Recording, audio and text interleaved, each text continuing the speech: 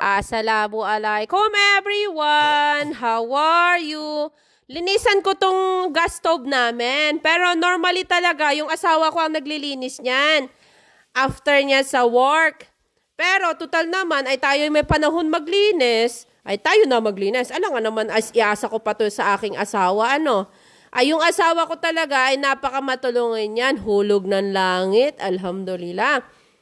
Ay, syempre, kahit yung asawa ko na napakapagod sa trabaho, pag nakita niya na makalat, siya ang magliligpit niyan, siya maglilinis niyan, alam niyo ba? Kaya ganun dapat ang kukuhain niyo na maasawa or na makinakasama, yung tutulungan kayo, kahit ba naman na kayo'y nasa bahay, di ba?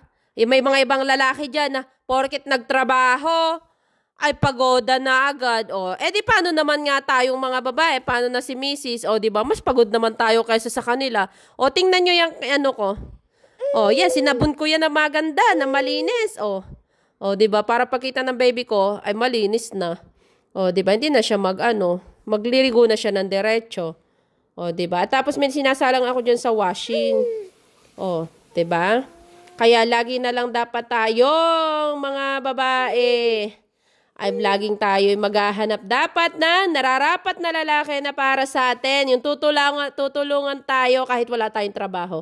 Yun lang. Assalamualaikum. Jazakur khairan. Bye.